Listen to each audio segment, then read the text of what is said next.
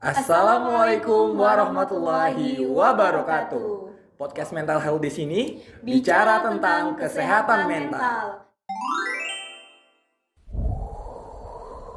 Nah, sebelumnya teman-teman jangan lupa untuk like, share, dan subscribe podcast ini, karena nantinya teman-teman akan banyak banget nih mendapatkan informasi tentang kesehatan mental ya pada podcast kali ini. Iya, senang sekali aku di sini Dimas Khairullah. Dan saya Lali Fajar. Nah, kali ini kita nggak sendiri nih, Le. Nggak berdua aja nih maksudnya. Nggak berdua ya. Karena ada di siapa samping nih? kita udah ada narasumber yang sangat luar biasa ini. Betul banget, ada Ibu Lucky Ade Sesiani. Halo.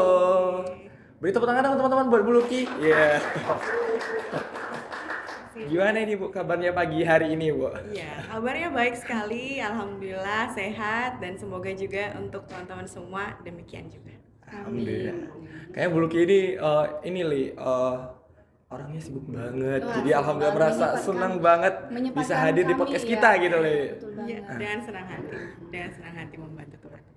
Nah, buat teman-teman di rumah semua, kali ini kita akan bahas tentang, mungkin teman-teman udah mendengar juga ya Lia, mungkin Laili juga udah mendengar, Iya, Ibu juga udah mendengar bahwa beberapa bulan lalu kita dikagetkan oleh beberapa teman kita Leli. Iya. Yang pertama ada teman-teman di UNES, kemudian Dan gak UNES. berselang beberapa hari ya Lia. Ya nggak ada 1 minggu bahkan berjarak cuma beberapa hari doang ya. Teman di Ibu UNIS ya. untuk bunuh diri, mengakhiri Untuk hidup mengakhiri mereka. hidupnya. Dan itu gak cuma sekali ini ya Bu ya, udah sebelumnya udah banyak-banyak Iya. juga. Nah sekarang bagaimana sih Bu tanggapan Ibu melihat teman-teman mahasiswa sekarang tuh kebanyakan mengakhiri masalahnya itu dengan bunuh diri Ibu? Ya, betul. Terima kasih sebelumnya Dimas, Laili dan juga teman-teman semua yang ada di rumah yang menyaksikan podcast ini ya. Nantinya tentunya sebuah keprihatinan kita semua bahwa kasus-kasus ini menjadi banyak begitu ya, yang diawali oleh cerita yang bukan cerita ya, ini sebuah berita yang mengejutkan yang ternyata juga datangnya dari teman-teman kita sendiri, teman-teman mahasiswa dari tadi sudah disampaikan Dimas dan Laili dari UNES dan juga Udinus yang tidak selang beberapa hari, sehingga kesannya itu seperti menular begitu. Betul, ya. Ibu. Kesannya seperti menular, menjadi viral dan menimbulkan kecemasan tentunya di kalangan universitas. Saya yakin ini juga menjadi perhatian tidak hanya di kalangan universitas yang dalam hal ini kasusnya adalah menimpa mahasiswa, tapi juga diperhatikan juga oleh pemerintah. Beberapa berita juga sudah menyampaikan pandangan dari beberapa tokoh, termasuk tokoh pemerintah yang sangat menyayangkan hal ini. Nah, kalau bicara dari sudut pandang bagaimana kemudian penyelesaian masalah itu jadi kebunuh diri aja gitu ya. Betul, Ibu. Nah, ini sangat dipengaruhi oleh banyak hal sebetulnya. Tidak hanya pada ini emang dasar mahasiswanya aja yang tipe karakternya seperti ini misalnya begitu ya. Sebetulnya tidak hanya berkaitan dengan karakter atau kondisi mental dia sendiri saja atau dalam hal ini kepribadian ya. Namun juga pengaruh lingkungan akan sangat besar di sana. Nah, terutama teman-teman perhatikan sendiri bahwa ternyata ada kemungkinan untuk menular ya. Ini kalau istilahnya disebut copycat suicide ya. Copycat suicide itu adalah sebuah kejadian bunuh diri atau percobaan bunuh diri yang dipicu oleh kejadian sebelumnya. Jadi orang itu meniru gitu ya, copycat itu meniru. Jadi kalau dari sejarahnya dulu ada sebuah karya gitu ya, namanya Weather, makanya itu disebut weather effect biasanya begitu. Sebuah karya sastra oleh Goethe itu menceritakan tentang tokohnya gitu ya, tokohnya yang bunuh diri gitu, penulisnya bunuh diri, tokohnya Nah, lanjutin ya. Lanjutin Ibu. Tokohnya. Baik. Oke, copycat suicide adalah sebuah fenomena di mana kejadian bunuh diri itu ditiru oleh orang lain, menjadi efek yang seperti menular gitu ya, penyakit yang menular atau contagious effect ya, seperti wabah begitu. Nah, ini sebetulnya kalau dirunut pada sejarah, ada sejarahnya dulu ya, ada sebuah karya yang menceritakan tentang tokohnya yang bunuh diri, di mana kemudian itu diikuti oleh para pembacanya. Nah, ini kisah sastra yang klasik ya, padahal di abad-abad pertengahan. Nah, dalam perjalanannya juga sering terjadi kasus-kasus bunuh diri yang yang kemudian diikuti oleh penggemarnya. Contoh, kita semua tahu Marilyn Monroe ya. Marilyn Monroe juga eh, dinyatakan kasusnya sebagai kejadian bunuh diri, kemudian pada bulan yang sama kasus bunuh diri itu juga meningkat gitu. Jadi seperti seorang role model yang kemudian menyelesaikan masalahnya dengan bunuh diri diikuti oleh yang lain gitu. Nah, ini sebetulnya menjadi sebuah fenomena yang menunjukkan bahwa bunuh diri tidak hanya dipicu oleh kondisi mental seseorang, kepribadian seseorang, tapi juga pengaruh lingkungan. Namun besar kecilnya pengaruh tentu berbeda ya satu dengan yang lain. Sebuah faktor kepribadian orang itu juga bisa menjadi faktor protektif. Jadi faktor kepribadian tuh bisa dua sisi. Bisa kemudian meningkatkan resiko ya, menjadi faktor resiko, bisa menjadi faktor protektif.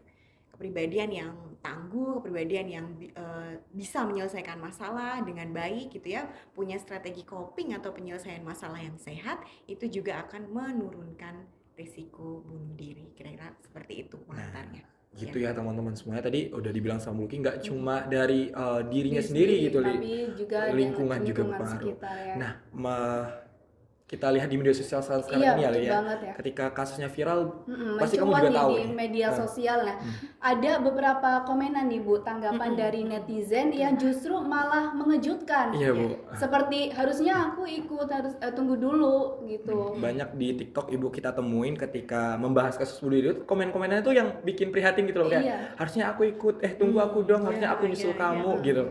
Terus Pandangan Ibu sendiri Iya, terkait gitu loh, Bu. dengan respon netizen yang ternyata seperti banyak itu. mahasiswa tuh yang pengen bunuh diri Iya. saat sekarang ini gitu loh.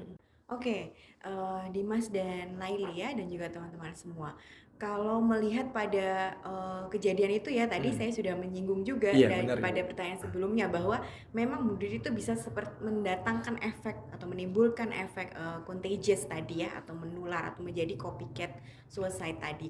Nah, kalau ada seorang pakar yang menyatakan nama beliau adalah Dr. Sonia Livingstone. Beliau melakukan riset yang menunjukkan bahwa sosial media itu memang memiliki pengaruh terhadap pemberitaannya, bisa mempengaruhi kemungkinan seseorang untuk muncul keinginan bunuh diri gitu ya.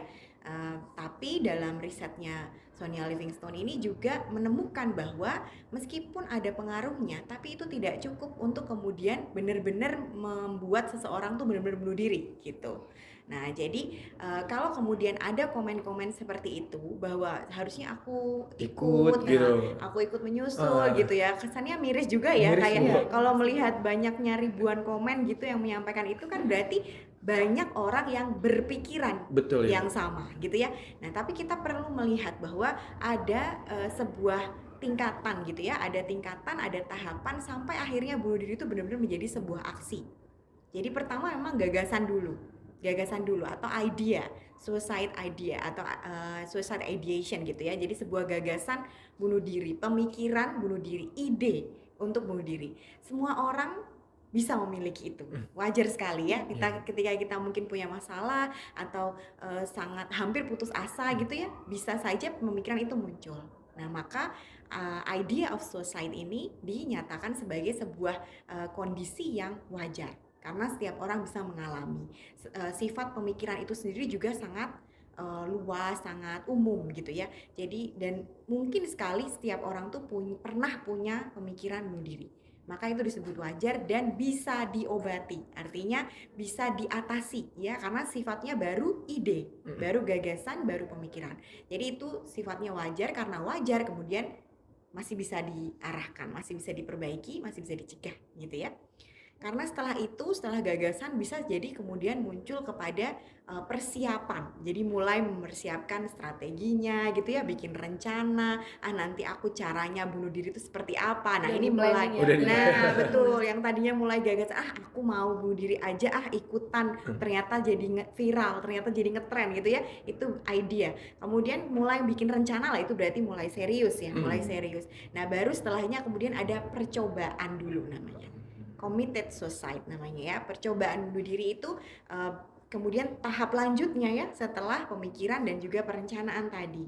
Nah, ini yang sangat bisa dicegah. Ketika seorang punya pemikiran itu sudah perlu ada aksi ya, ada pencegahan. Gimana nih biar tidak sampai ke committed suicide. Committed suicide berarti ada percobaan yang tujuannya mungkin dia hanya kayak mungkin mencari perhatian atau menyakiti, tapi tanpa tujuan membunuh diri sendiri sebetulnya.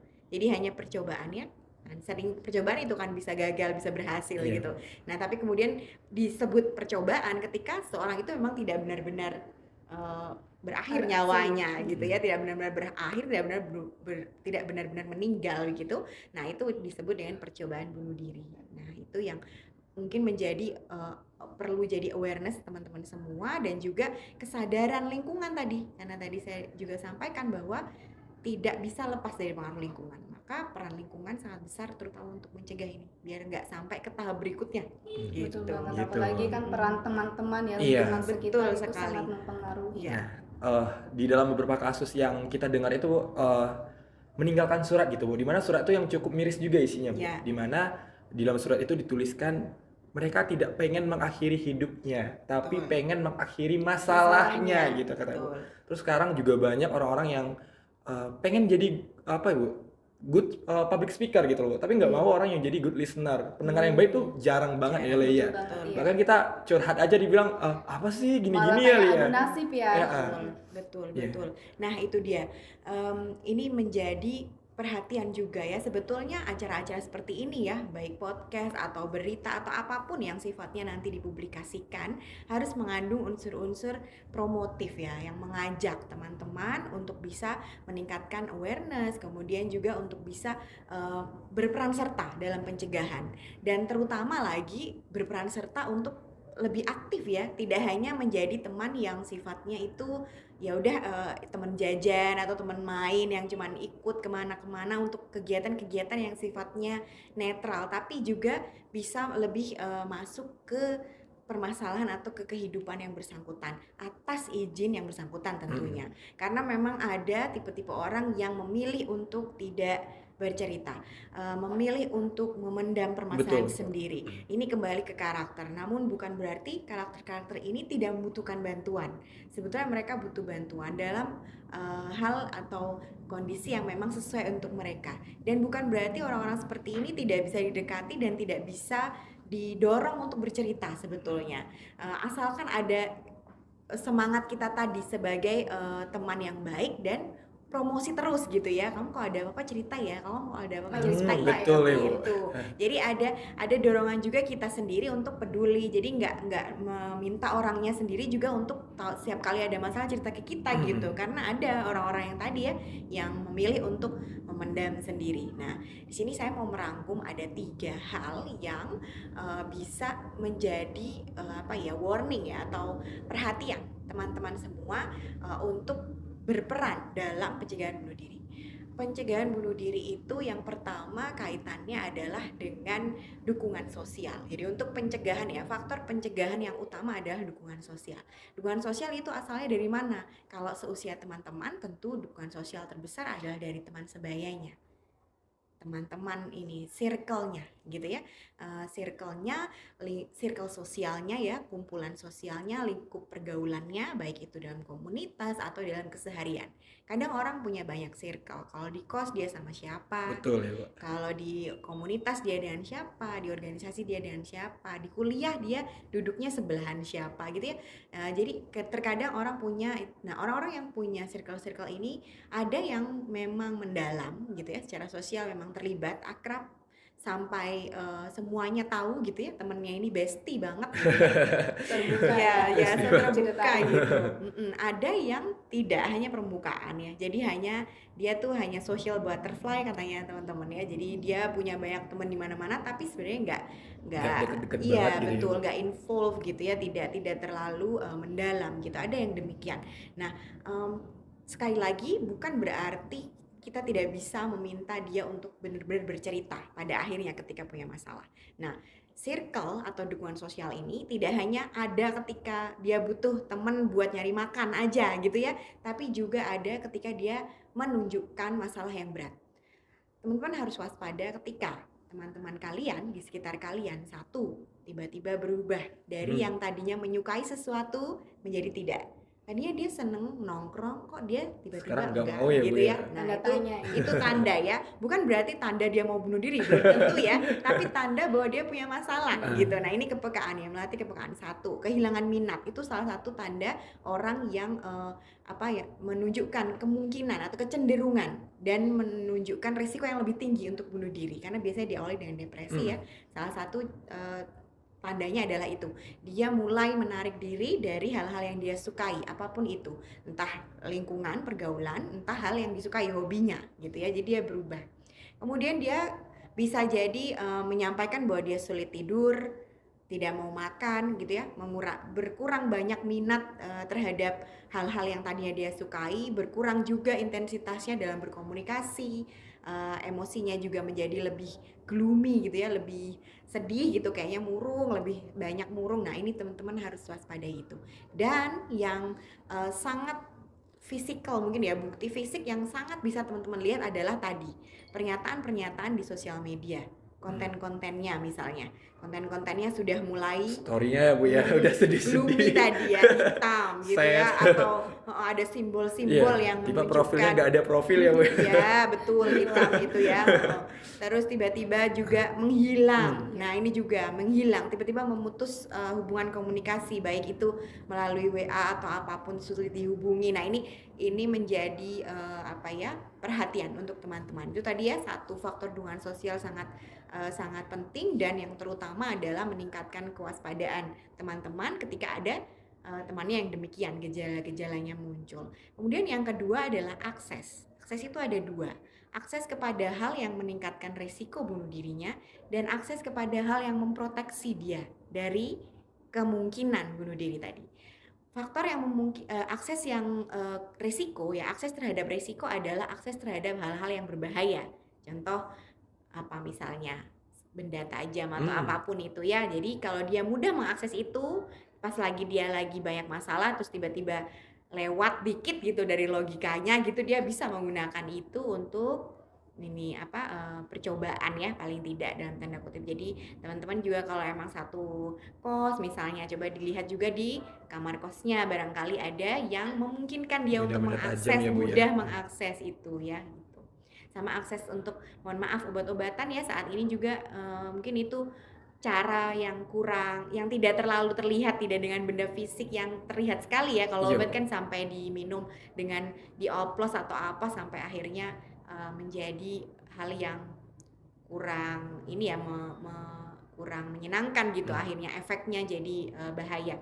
Kemudian akses terhadap proteksi, kebalikannya kalau ini, akses terhadap faktor-faktor protektif adalah misalnya kegiatan-kegiatan yang tadinya istilahnya tuh mengalihkan perhatian lah ya dari kemungkinan-kemungkinan tadi. Nah, itu yang perlu teman-teman perbanyak aksesnya.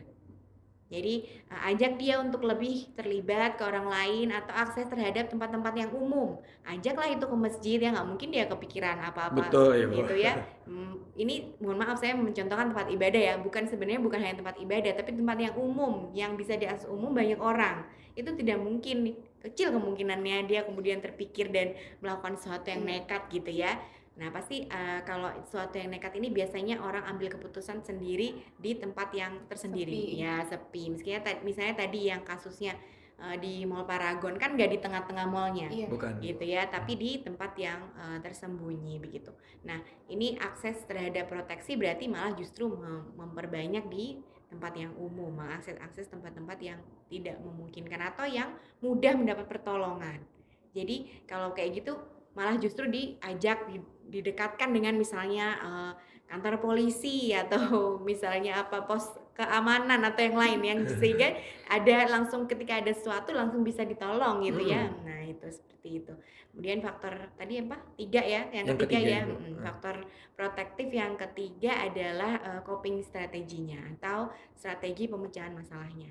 Ini yang mungkin kalau yang tadi ya 2, dukungan sosial, kemudian akses, mungkin teman-teman bisa usahakan sebagai diri kalian sendiri, sebagai teman yang baik. Tapi kalau strategi permasalahan yang sehat, mungkin teman-teman akan membutuhkan juga bantuan profesional bila diperlukan. Konselor, psikolog, psikiater, ya itu bisa membantu dalam rangka mengajarkan skill, mengajarkan keterampilan kepada orang-orang yang beresiko ini bahwa semua masalahnya itu bisa diselesaikan sebetulnya, dan ada penyelesaian masalah yang lebih sehat daripada bunuh diri. Nah, gitu. Ini teman-teman kayak nggak ada foto profil semua ya. Ini tanda-tanda nih Li, bahaya nih. Harus peka nih, Harus fokus peka kita sadar berdua. nih. Ada apa nih? Enggak ya teman-teman, jadi itu seperti yang dibilang Bu Luki tadi, sebenarnya kita bisa cegah juga ya Betul teman-teman. banget. Jadi kita yang harus lebih peka gitu ya. Iya. Nggak apa-apa tanya-tanya ya Bu, kamu ada masalah gitu. Kadang itu yang kurang dari anak-anak zaman sekarang ya Li ya gitu. Betul. Sekecil apapun masalah kita harus ya curhat lah ke teman-teman gitu. Minimal curhat lah ya, Iya. jangan ke media sosial ya. Nah, Berkaca dari kasus yang tadi Iya. nih Bu, nah itu seberapa pentingnya sih kesehatan mental? Ya, oke, terima kasih Laili. Jadi kalau tadi ya mengatakan bahwa peran dari lingkungan itu begitu besar, peran dari teman-teman itu sedemikian besar, maka menjadi teman yang baik, pendengar yang baik seperti yang tadi juga Dimas katakan itu sangat penting. Juga apabila di saat yang tepat, jangan pada saat dia dalam tanda kutip menunjukkan emosi yang ini ya ekstrim ya. Kalau dia lagi intens emosinya, jangan diajak ngomong yang bunuh diri dulu nih, gitu ya. Nanti dia malah kepikiran Malah- ya, malah betul. mau bunuh diri. Dia Malah menjauh beraksi. malah dia malah justru menjauh Iya. nanti dia semakin nggak mau cerita sama kalian apa ya udah kamu punya masalah tapi jangan bunuh diri lo ya gitu. Misalnya pada saat dia sedang marah atau sedang menangis, nah itu teman-teman juga perlu waspada, ini tidak momen yang kurang pas gitu ya.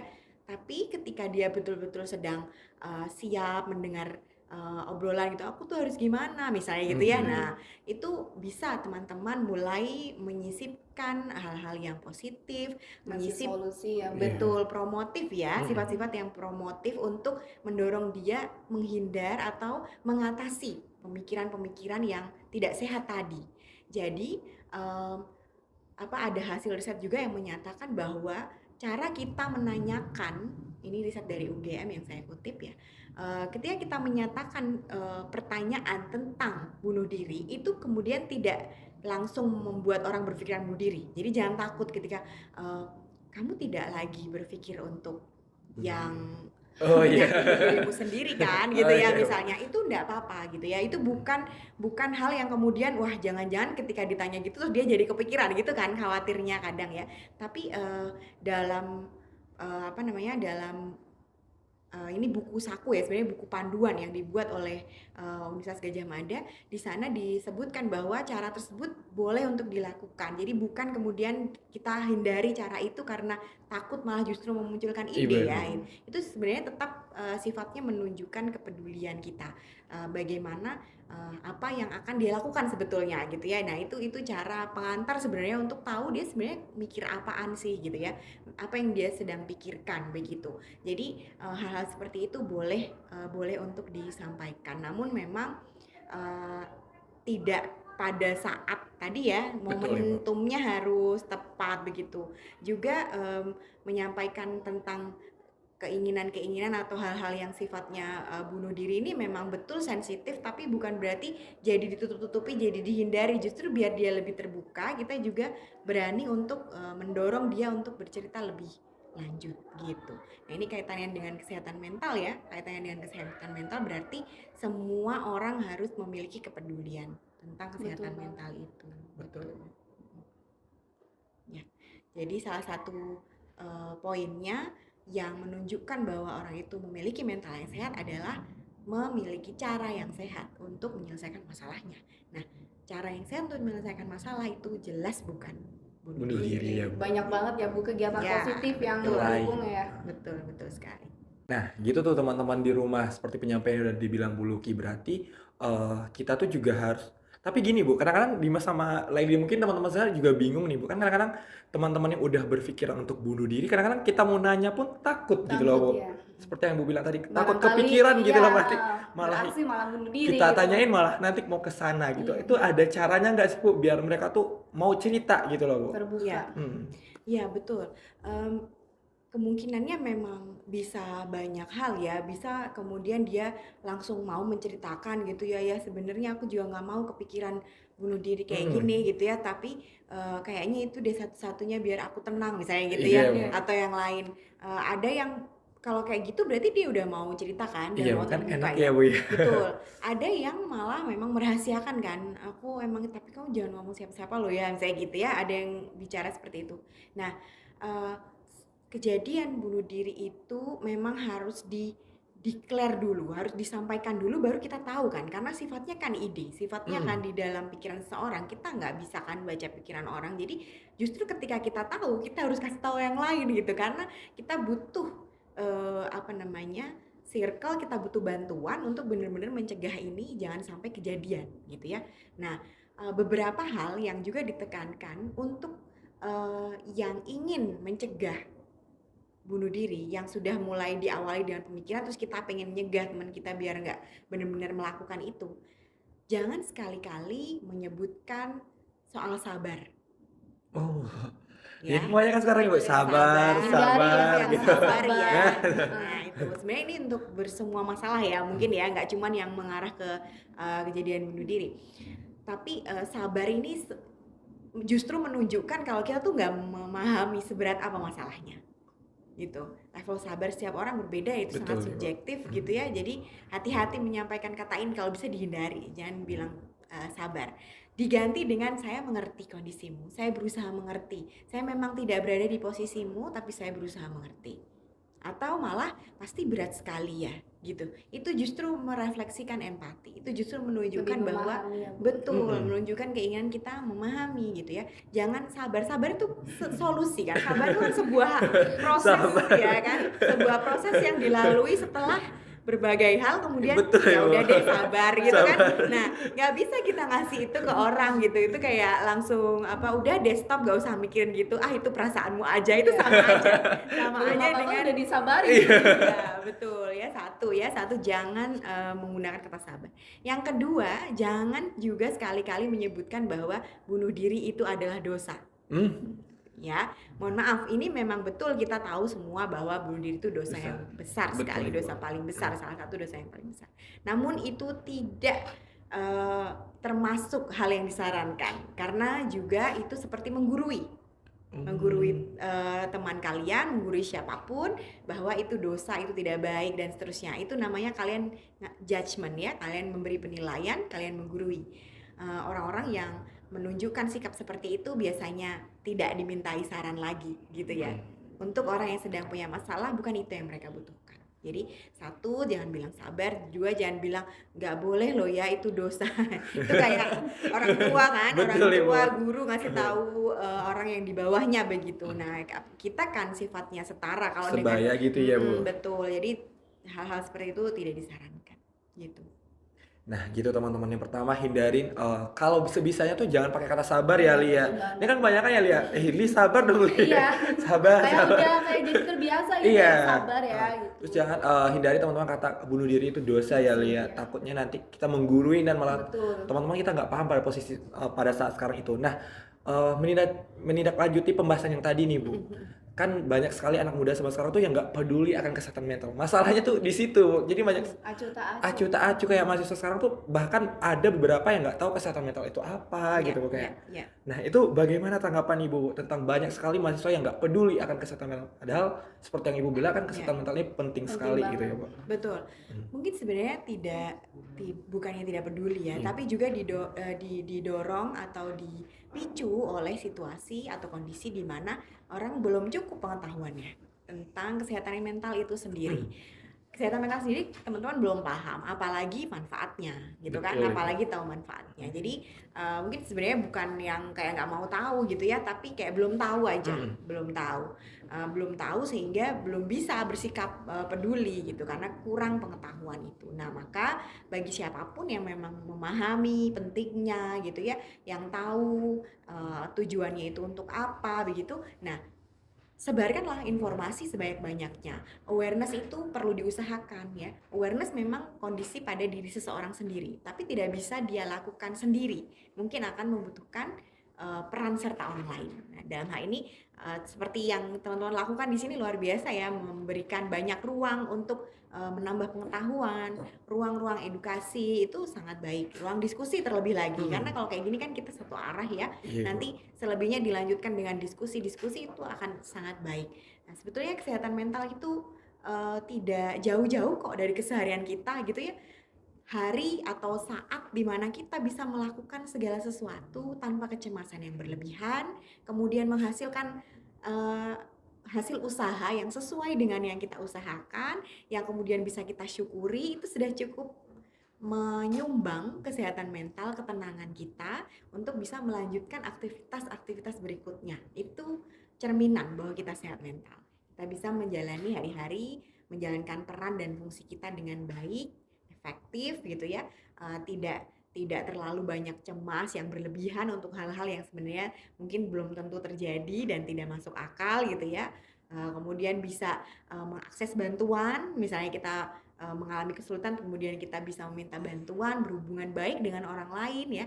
Relasi yang sehat itu sebetulnya hal yang menunjang kesehatan mental kita. Jadi tidak jauh dari keseharian kita sebetulnya. Nah gitu teman-teman, makanya harus nonton ini ya, wajib nonton ya dia teman-teman, biar teman-teman bisa dapatkan insight-insight Penting baru. banget ya Kita pun informasi. juga banyak dapat informasi dari Bu Iya, Luki betul ternyata ya, lihat banget, ternyata iya. kita juga banyak nih nggak tahu selama ini Betul gitu. banget. Nah, ada pandangan Ibu, banyak pandangan di tengah masyarakat bahwa kalau yang datang ke psikiater atau psikolog itu hanya untuk orang gila. Nah, ada nggak sih Ibu teman saya? Ya, Iya, ceritain, temen Li. temen aku nih yang mau ke psikolog nih, mau konsultasi. Iya. Terus ada temen juga yang ngatain, "Ah, lu ngapain sih ke psikolog? Udah gila ya?" gitu, Bu. Jadi kan temen Takut aku jadinya takut untuk ke ya psikolog atau psikiater jadinya, Li, ya? konsultasi ke psikolog. Nah, Betul. menurut Ibu nih sebagai Bener background nggak sih, Bu? psikolog nih ya, Yang datang ke betul psikolog nggak sih, itu Bu? cuma hanya untuk orang gila ya. Iya betul. Itu stigma ya, stigma yang umum muncul gitu ya, dan sangat disayangkan sebetulnya. Meskipun sekarang sudah banyak juga anak-anak muda yang juga jadi mental health warrior gitu ya, Iya, Bu. jadi banyak yang punya influence gitu ya, karena mereka sadar mereka punya influence, kemudian mereka juga mengedukasi. Sudah banyak juga yang seperti itu. Nah itu yang mungkin teman-teman perlu ngiblatnya ke situ aja gitu ya, daripada yang satunya tadi. Karena kita tidak harus menunggu untuk jadi gila untuk Betul banget. ya untuk gitu teman-teman ya. ke psikolog atau psikiater. Justru kalau kita diamkan masalah kita sementara kita tahu itu sudah sangat mengganggu pada level tertentu yang mengganggu aktivitas kita sehari-hari, berarti kita sudah membiarkan diri kita satu langkah menuju kegilaan tanpa meminta bantuan siapa-siapa gitu kan. Nah, bantuan itu tadi saya katakan dukungan sosial dari teman aja kita perlu. Kalau kemudian teman sudah kita tidak nyaman gitu ya, atau kemudian teman juga sudah kewalahan, untuk teman kan punya Betul ya, Bu. keterbatasan ya, baik dari segi pengetahuan atau keterampilan. Maka di satu titik juga sebagai teman yang baik, ketika ada masalah temanmu yang sudah levelnya melebihi kemampuan untuk membantu, sarankan untuk datang ke profesional gitu, meminta bantuan profesional. Saya melihat kesadaran ini sudah cukup berkembang sekarang di kalangan muda tertentu ya, tertentu sayangnya. Iya, Bu. Memang belum semua, masih ada juga yang berpikiran seperti itu, bahwa kesana itu berarti masalahnya tuh berat gitu Iya, ya. betul ya, Bu. Nah itu tadi saya katakan, Lagu-lagunya akut justru ya. justru sebelum menjadi berat, tidak ada salahnya untuk meminta bantuan. Terkadang sesederhana ini loh teman-teman, psikolog itu membuka layanannya itu tidak membeda-bedakan siapa yang boleh mengakses layanannya atau tidak. Psikolog, psikiater semuanya adalah pemberi jasa ya, jadi jasanya ini bisa diakses secara umum, semua boleh menggunakan. Nah, maka teman-teman tidak harus memiliki permasalahan yang berat untuk bisa mengakses bantuan ini. Jadi teman-teman misalnya sekedar membutuhkan teman untuk cerita karena yang lain itu kalian anggap tidak bisa nyimpen rahasia. Kalau psikiater dan psikolog kan jelas, karena kalian gak kenal.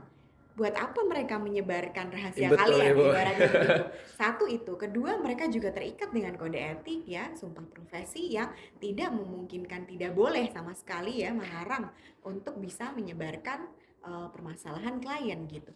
Nah jadi apalagi alasannya ketika kalian butuh seseorang untuk cerita dan kalian nggak tahu harus cerita kemana, para mental pelayan ini ya, maksudnya yang memberikan layanan kesehatan mental ini adalah solusinya. Baik itu konselor yang ada di lembaga konseling yang ada di lembaga-lembaga ya biasanya secara umum ya, atau yang memang lebih profesional yang diakses secara terbatas, itu adalah psikolog maupun psikiater gitu. Biasanya teman-teman harus effort lebih kan kalau ke Betul, Ibu. psikolog sama psikiater kan harus cari tempat prakteknya Iya, gitu Bu. ya, di rumah sakit. Kalau yang di lembaga konseling yang di lembaga misalnya di universitas kan juga punya misalnya begitu kan teman-teman bisa mudah gitu.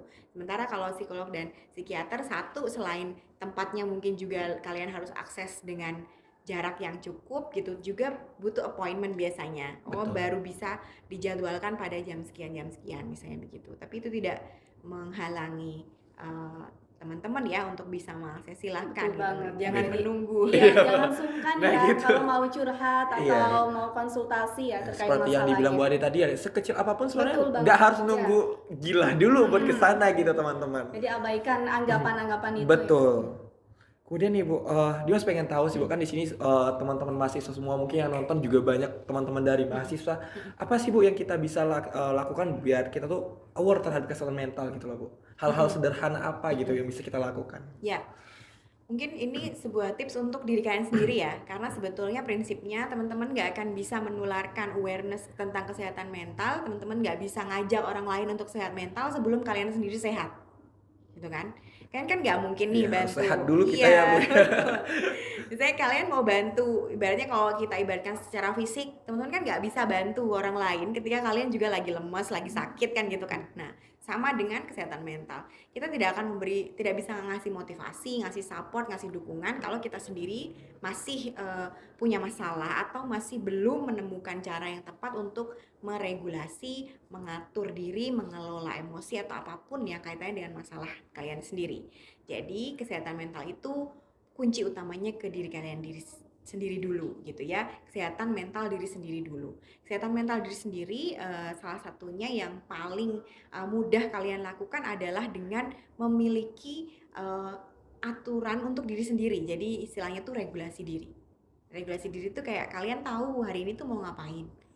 Kalian punya rutinitas gitu ya. Kalian habis ini mau ngapain, setelah sarapan atau kalau misalnya kalian puasa berarti harus sahur dulu dan seterusnya. Jadi ada Schedule ya, Bu. betul, ada rencana setiap harinya. Jadi artinya kalian punya tujuan setiap harinya yang berbeda-beda dari hari ke hari gitu. Jadi kalian bisa nggak usah ngomongin motivasi dan semangat, kalau udah punya tujuan pasti punya semangat karena kalian punya tujuan akhir kan. Betul Ibu. Nah, hari ini saya harus begini-begini kan, berarti kalian akan berusaha untuk itu, nggak perlu disemangati orang lain lagi gitu ya, nggak perlu dimotivasi, nggak perlu kata-kata motivasi atau yang lain. Paling mungkin butuh kayak aduh panas banget sih sebenarnya, kayak capek sebenarnya ya, paling cuman butuh kayak dengerin musik deh biar cheer up sedikit Iya, gitu betul. ya, kayak gitu ya. Ya paling butuh hal-hal kayak gitu, nggak butuh dari orang lain. Kalian bisa usahakan sendiri karena kalian punya tujuan setiap harinya. Sesimpel itu ya kalian melakukan itu. Sebetulnya kita juga kalau dalam agama kita sebagai muslim, kita juga sebetulnya sudah sangat dimudahkan untuk regulasi diri. Kurang apa, kita sholat aja udah diatur waktunya, ada 5. Itu sudah pemenggalan waktu yang sangat terschedule kan. Jadi Betul, berarti Ibu. saya harus selesai ini sebelum asar misalnya. Iya. Itu sesuatu yang sebenarnya kita sangat dimudahkan. Mohon maaf kalau dibandingkan dengan pemeluk agama lain ya, bukan maksud membandingkan, tapi sebetulnya kita sudah diberi cara yang sangat mudah gitu ya untuk mengatur diri sendiri, meregulasi diri sendiri. Dari sesederhana itu teman-teman. Nah, itu bisa kita upayakan. Cara yang paling sederhana ya. Selebihnya adalah cara-cara untuk mengelola emosi sebetulnya, kayak misalnya jangan terlalu mencemaskan hal tertentu, atau misalnya kita udah punya rencana, kita udah punya schedule, ketika ada hal-hal yang tidak sesuai dengan itu, lagi semangat-semangatnya bannya kempes di jalan. Aduh. Betul. Bawaannya kan mungkin marah Langsung gitu marah. ya, bete atau apa. Nah, ini juga butuh teknik untuk bisa teman-teman mengelola emosi itu. Kalau emang lagi kayak gitu, biasanya kalian ngapain? Minum es teh cukup mengobati gitu ya, atau dengerin musik tadi. Nah, temukan cara-cara itu sehingga setiap hari meskipun ada ada timeline, ada schedule yang kalian rencanakan, tapi kalian juga tetap siap untuk hal-hal di luar rencana itu. Itu sesederhana itu sih mungkin. Seperti yang Ibu bilang tadi ya Bu, kadang-kadang aku, Laili dan teman-teman tuh suka memikirkan hal-hal yang belum terjadi Bu. Kebanyakan Iya, betul overthinking banget, Bu. gitu Iya. loh Bu. Nah itu kebanyakan juga teman-teman yang curhat nih sama kita semua kayak Iya. setiap malam tuh overthinking, Iya. ada aja yang dipikirin Bu. Itu gimana sih? Mencemaskan. Apakah itu masih labil atau gimana itu sih Bu, setiap malam overthinking gitu Bu? Iya, betul. Sekali lagi tadi saya sebutkan bahwa sifat pemikiran atau sifat pikiran mental kita itu adalah tidak terduga ya. Iya, Jadi Bu. apa yang lewat di pikiran itu kita nggak bisa prediksi ya, suka-suka tiba-tiba pikiran itu muncul gitu ya. Betul, Ibu. Nah, memang yang perlu kita kuasai adalah bukan kemudian menghilangkan pikiran negatif. Nggak bisa ya menghilangkan pikiran negatif, yang bisa tuh mengendalikannya gitu. Jadi misalnya ada sesuatu yang negatif, kita bisa kontrol efeknya, jangan sampai itu berpengaruh sama kondisi kita seharian. Giliran pertama udah mikir negatif juga asalnya nggak dari mana-mana, dari gara-gara kamu sendiri gitu ya. Terus habis itu kamu juga bad mood, ya berarti gara-gara kamu sendiri kan gitu. Nah, Pikiran-pikiran sendiri ya padahal. jadi sebetulnya kuncinya memang pada diri sendiri sekali lagi. Namun ada juga yang memang disebut situasi krisis ya. Jadi setiap hal masalah, hal kekhawatiran, masalah itu benar-benar bisa nyata. Yang nyatanya kayak tadi misalnya banyak kempes, itu masalah yang nyata, fisik. Semua orang itu objektif, semua orang bisa lihat ini sebuah masalah gitu ya. Tapi ada masalah-masalah yang sifatnya fiktif tadi, yang hanya ada dalam pikiranmu gitu. Nah, itu masalah fiktif namanya. Suatu yang belum tentu tapi kamu permasalahkan.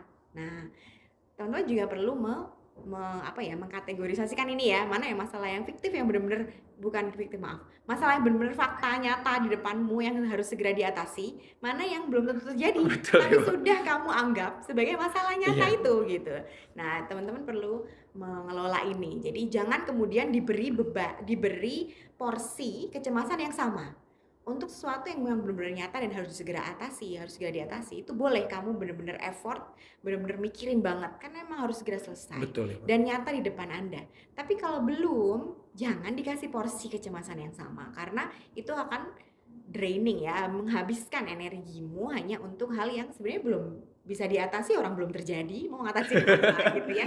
Nah, yang kayak gini ini yang teman-teman perlu kendalikan ya. Mungkin kuncinya ada di situ.